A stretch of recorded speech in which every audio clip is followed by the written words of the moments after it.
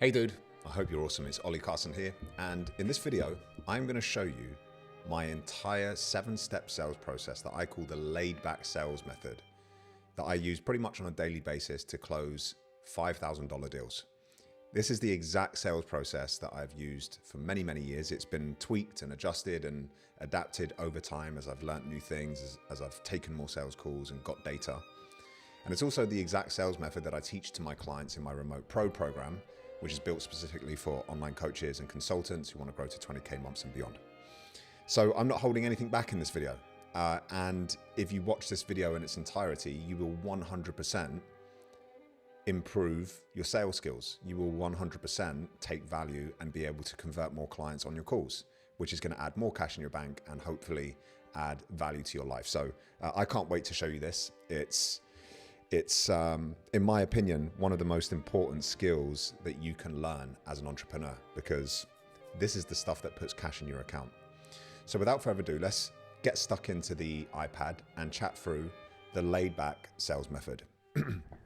Now, before I dig into each individual part of the 7 parts, I want to first pre-frame this by saying that sales becomes infinitely easier when you pre-sell in your marketing. Okay, so think of it this way. Somebody who gets on a sales call with a business owner, a prospective client, is going to head into the conversation either knowing, liking, and trusting you, or not knowing, liking, and trusting you to varying degrees and levels. And it is the job of your marketing to pre-sell you on you as an individual, your unique mechanisms for working with clients, and the results that you deliver for your clients. So we do that with long form content, we do that with short form content, email marketing, etc., etc. So the point of me telling you this is that I want you to start coming around to the idea that sales isn't just what you do on a Zoom call with a potential client. It's everything that you do in your marketing. So just keep that in mind, okay?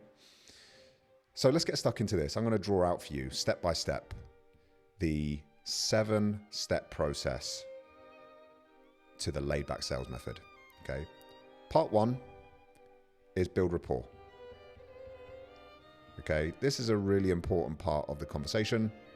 They're all important parts of the conversation, to be honest with you.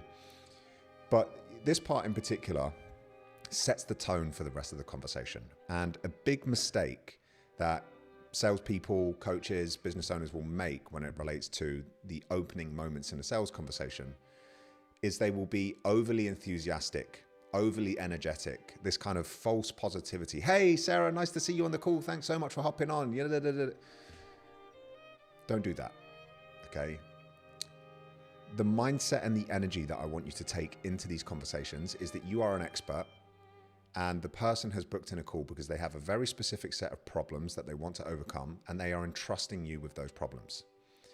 Now, I'm not for 1 second saying that you can't be polite, you can't be kind, you can't be courteous, you can't be happy to see somebody, but the fake high energy thing is actually doing you a disservice, okay? Be relaxed, be chilled. We don't want you to raise sales resistance by doing the over energetic, overhyped sales call guy thing, okay? Don't do that, okay? It's 30 to 60 seconds. Hey Sarah, how have you been today? What have you been up to? Chit chat, okay? Bring their nerves down, bring your nerves down, and then we move on to step 2 of this 7-step sales process. So step 2 is set the agenda. Not enough people set the agenda, but it's critical that you do. Setting the agenda is essentially letting the prospective client that you're speaking to know exactly what is about to happen in the sales conversation, okay? It is pre-framing the call.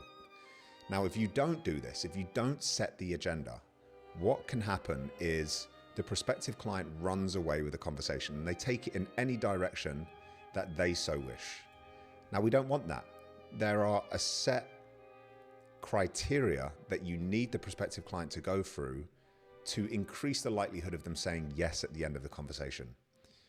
And if you don't take control of the conversation and steer them down a very clear path so that you can have the conversation the way that you want to have it, then you decrease the likelihood of them saying yes at the end of the call. So here's how I like to set the agenda. We've built rapport, we've done the chit chat. I'll go straight in and I'll say something along the lines of, so dude, if it's cool with you, we've only got 45 minutes today. I have got another meeting booked in after this. Let's dive straight in and I'll just very quickly explain how this call typically goes. Is that okay? Now, what I've done there is I told them I'm busy, which is great. It's always nice to work with people who are in demand. If I've got another meeting booked in, I'm busy. And it takes control of the conversation in a really polite way. And I've asked them permission, if I can just dive straight in and explain how the call works, to which they will always say, of course, please go ahead. When they say go ahead, I will then say, awesome. So like I say, these calls typically take 30 to 45 minutes, depending on how much we get stuck into things. I'll spend a bit of time learning about you, what it is that you really want to achieve. We'll find out what you're struggling with, what your barriers are. I'll then spend a bit of time explaining how the program works in detail. I'll give you the investment options, and if it feels like a fit for both of us, we can get you onboarded and enrolled today. Does that sound okay? Super simple, okay? What we've also done there is we have removed the chance to have any unexpected surprises at the end of the call. You know, some prospects might not think that you're about to talk about price at the end of the call. Now, it's almost like just addressing the pink elephant in the room. We're going to speak about price. We're going to speak about joining and starting today. Don't worry about it. It's not a big deal. Okay, so it's really important that we set the agenda. Step 3 in this process is we want to learn their dream outcomes. Now, we're going to come on to their current reality and their pain points, etc. But it's really, really important that we get the order correct. We do dream outcomes first, and then we do their current reality / pain. The reason for this is really quite straightforward. We want people to think big and think aspirationally about the goals that they want to achieve before they speak about where they currently are. Because if we get them speaking about all of the things that they're struggling with first, it kind of puts them in this energetic low mood. It's a bit of a dump, you know, it's like, oh, this is what I'm struggling with. These are the things that I'm stuck with achieving. To then get them to think aspirationally after they physically air those things, it's quite a difficult thing to do. So we always get them to talk about their dream outcomes before speaking about their current reality. And the way that I like to pose this question is by saying to them, look, so the first thing that I really like to ask people on these calls is, what is the ideal outcome for you? Because it's different for everyone. What would you ideally like to achieve if we were to work together for the next 12 months or so? And then I just give them the reins and I let them speak. Now, a bit of a note with this one. I'm going to put a note here. You must demonstrate active listening at this point. It's really, really key that you demonstrate your active listening. Now, there's a few ways that you can demonstrate that you're actively listening. It can be visual cues, just nodding as they're speaking. It's really important that you don't interrupt people when they're speaking, okay? Don't interject and like talk over them or talk at the same time as them. Let them speak, but visual cues like nodding the head is a really easy way to demonstrate active listening. Now, when they take a natural pause, if it feels right to do so, you can repeat back to them what they said in your own words. Don't parrot it back. Don't say exactly what they said because it just sounds weird. But they might say, you know, realistically, I want to get back down to my ideal body weight from a few years ago, which was 85 kilos.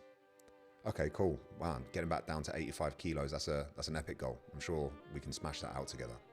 Okay, I've said it back to them in my own words. Okay, so it's called parroting, but you don't say it word for word. Okay?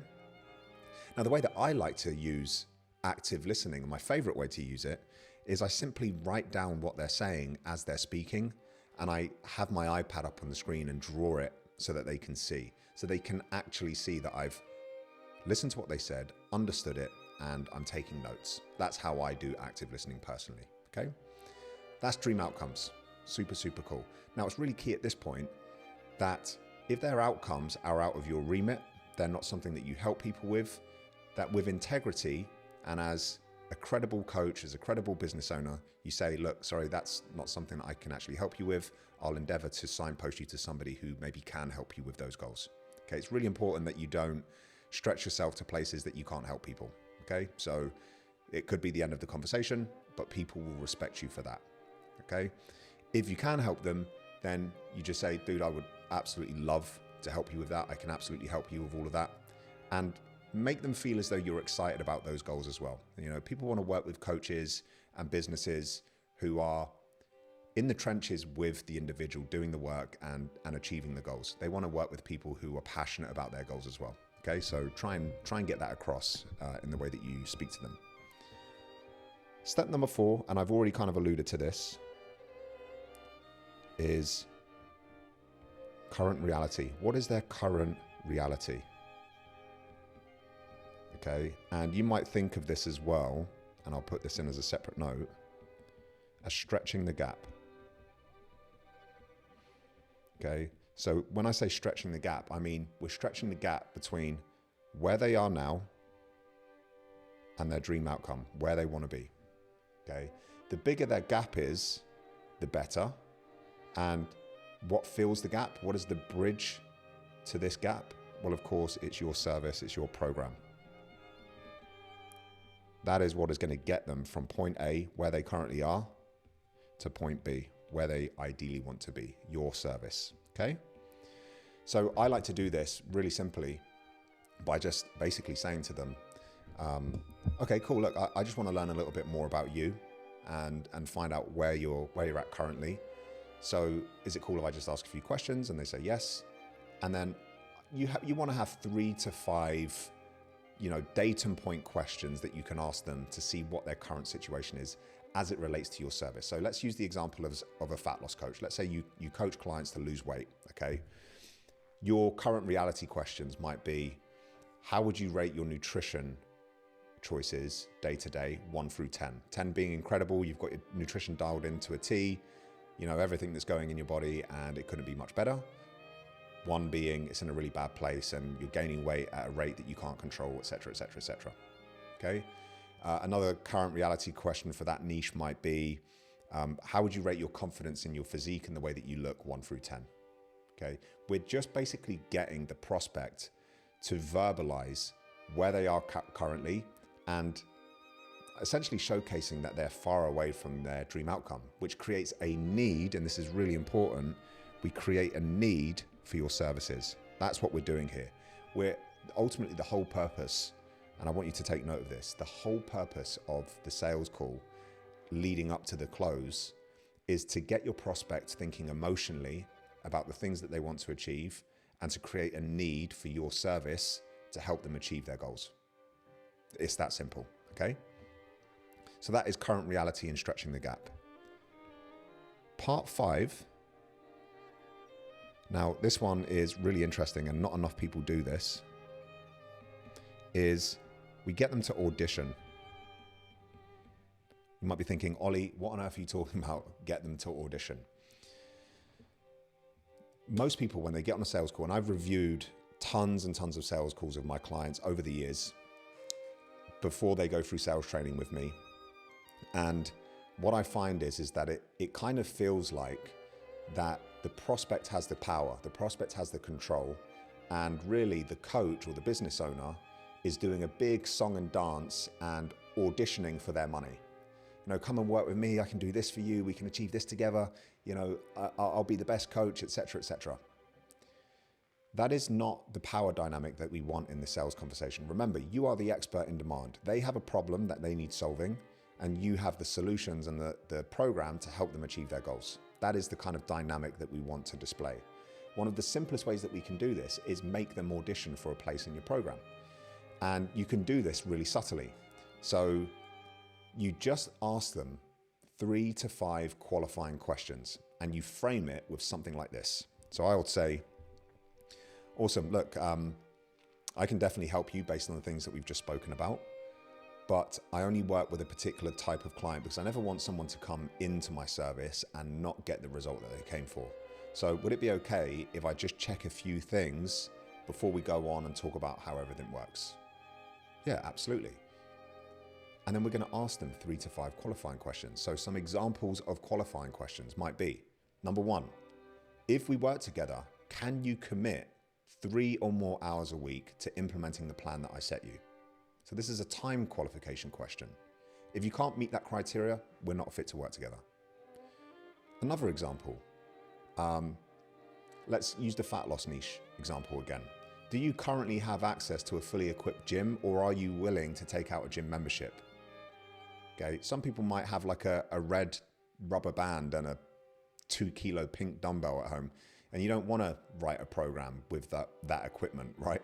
But the point is that we're getting them to audition for us. I don't just work with any Tom, Dick, and Harry, right? If you want to come in the program and you want me to coach you to achieve these results, you have to meet a certain amount of criteria first and foremost. The whole idea with this part of the sales call is that we are having them answer some pre-qualifying questions to make it feel as though they are auditioning to work with us, not the other way around. Okay, can you see what we're doing there? Awesome. Step number 6. Step number 6. Oh, I wanted a green pen there. Step number 6 is the pitch. Now, I could go in detail with the pitch. I could spend so long here. I'm not going to do that. Maybe I'll do a separate entire YouTube video about this stuff. But the pitch is really where you start to display how your program works, what it is that they're going to get if they say yes to working with you. Okay. Now, the temptation is to really dig into all of the features of your program. You're going to get a check-in, you're going to get a bespoke program, you're going to get direct access to me, you're going to get 1, 2, 3 stuff. You can do that. You can explain the features of your program, but be sure to also attach the benefits of those things. Okay, so for an example, let's say earlier on in your conversation, the prospect says to you that they just struggle to stick to their diet. They really struggle, they get to the weekends, everything goes out the window, and they struggle to stick to the diet, and they take 1 step forwards in the week and 3 steps backwards in the weekend. They have an accountability issue, right? They have a discipline issue. So I might be selling one of the features in my pitch, and I might say, you know, you're going to have a weekly touch point with me and direct access to me for, you know, for extreme levels of accountability, so that when it gets to the weekend, as we spoke about, you stay on track with your plan and you achieve the results that you were looking for.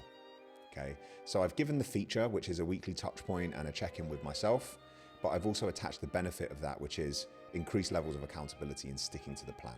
Okay, so if you give the features, attach the benefit.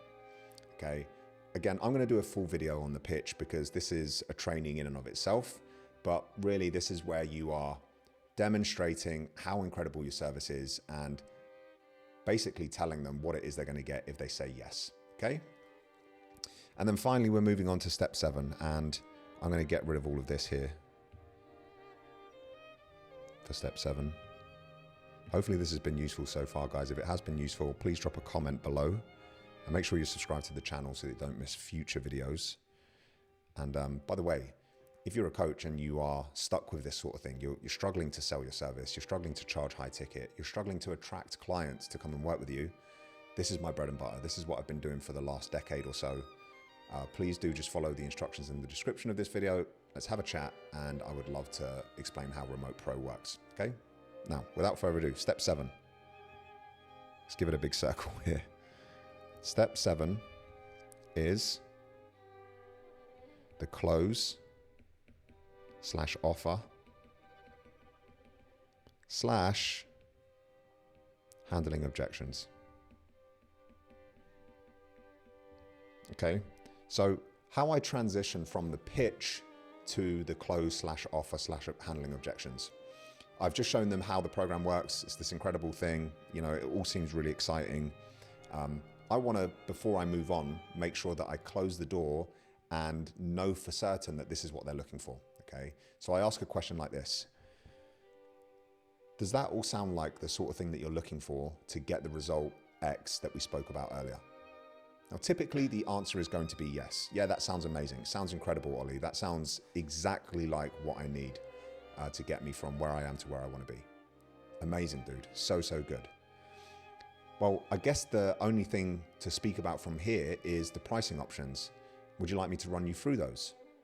I'm always getting permission. Are you happy for me to move on and explain the pricing options? Yeah, absolutely, dude. Please, how does it work? Now, there's lots of different ways that you can present your offer. Some people use what's called an open wallet close. Some people use a this or that. I've recently switched to having free installment options. A paid in full, a split pay, and I have a 7-part pay over a year, but some people can do like a 3-part pay or a 4-part pay. You can kind of play with it, right? Depending on how much your ticket price is and that kind of thing. I have a 1, a 2, and a 7. And the reason for that really is because I want to give as many opportunities as I possibly can for the person to be able to work with me. If they can pay in full and save some cash, great. If they don't have the in full amount, they can split it in half. And if they don't have those 2 chunks, then they can split it into 7. There's lots of options there to suit most people's budgets, okay? So I present the free prices, and I have this on a document so they can clearly see it. They can read it as I'm saying it. I present the free pricing options and I say, of those 3, what makes the most sense for you right now? Okay, I'm not asking, do you want to sign up? Is this a yes or no? I'm asking, of those 3 options, what makes the most sense for you right now? Okay, and we're going to get one of 2 scenarios. They're either going to say, I'm all in, I want to pay in full, or I want to do the split, or I want to do the 7-part pay. Or there's going to be some sort of objection, okay? And I'm not going to cover objections in this video because, again, this is a video in its entirety, but I'll give you some of my key initial thoughts so that you can come off this video at least with some idea of how to handle objections. But I will do a full video going through all of the different scenarios and how you handle them. So let's say one of the most common ones, there's only really a few objections. I need to go and think about it. I'm not sure if now is the right time. I didn't expect it to be that much, so financial objection. I need to speak to my partner. Those are the main objections. Now, I need to go and think about it isn't an objection. Nobody is getting off the call, writing a big list, right? Nobody does this. Can you imagine a prospect getting off the call and going pros, cons to everything that Ollie said and doing a big list like this? It doesn't happen, right? That is not what's happening there. The real objection is being withheld from you. I need to go and think about it is what people say. What they mean is something else. It's either a financial thing or they don't think the program is going to be right for them for whatever reason. So your initial reaction to any objection, I need to speak to my partner, I need to go and think about it. Your initial reaction is always to agree. We're not here to argue with them. We act with integrity in a sales situation. It's not a high pressured sales call, at least it shouldn't be. So that's absolutely cool. I completely get that. If you need to go and think about it, a lot of people do, no problem at all. Whilst I've got you though, can I ask what specifically you need to think about? Just in a nice, non-threatening manner.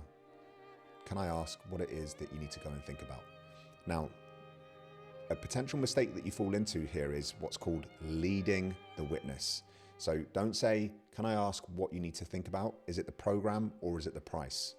You're giving them a binary option. It could be something else entirely. Don't put 2 options in front of them. Just ask them the open question of, what is it that you need to go and think about? Because I might be able to help you here on the call. Oh, it's just the price. Or, oh, I just usually run these things by my partner. Cool. Now you know what the real objection is. You can potentially solve it there and then. If it's just the price, well, dude, look, you're a great fit for the program. I really, really want to work with you. What would work for you? Like, what would make this a hell yes for you, where we can get you started today and you can start implementing the teachings that I have in the program, or you can start doing the one-to-one coaching, whatever it is, and we can start getting you a result. What does that need to look like for you? Because I really want to work with you.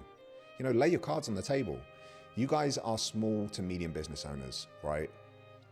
There is always a deal to be done. And if there is a fair offer on the table that works for your prospective client and it works for you, do the deal. You are allowed to do that, okay? That is the first thing that I would say. Speaking with the partner objection, let me go through this one quickly because this one is really common. Dude, that's absolutely cool. I make a joke at this point and say, I always run these things by the long-haired Sergeant Major as well, my wife. While I've got you, how do you think the conversation is going to go? What might be the issue, do you think? Like, do you think she'll have a problem with you doing the program, or is it going to be like a financial thing, potentially? It'll probably just need to be chatting through the finances. dude, totally hear you. That's cool. Completely get it. What about this? Can I make a suggestion? Because I really want to work with you. What if we lock this in with a small deposit today? You know, call it £500, $500, 500 euros. We get you onboarded, we get you started. If for whatever reason you go away and you speak to your partner and, you know, it doesn't make sense for you guys to commit to this right now, I'll refund you, no questions asked. But I really want to get you started. I really want you to take action now, draw a line in the sand and get this problem solved once and for all. How does that sound? That is such a fantastic way to, you know, capture someone whilst they're emotionally thinking, they're interested in joining you, their motivation is high to get the problem solved. Okay, so that's how I like to handle that one. And that's it. You know, there are tons of other objections, but they all come back to the same sort of approach where you address it with empathy, you agree with them, and you just offer a challenging solution. Okay, and you just challenge them on their bullshit a lot of the time, basically. But guys, hopefully this sales training has been somewhat useful. And like I say, I will do a separate training in its entirety on the pitch, and I'll do something on objection handling down the line. If you found this video useful, I don't need anything from you. Just drop a comment, drop a like, share it with a friend if you have friends in business as well, if that's going to be useful. And make sure you subscribe to the channel so that you can see future videos as well. And as I said just a moment ago, if you want help with this stuff, genuinely, I don't do pressured sales calls. I only work with perfect fit clients that I know I can help.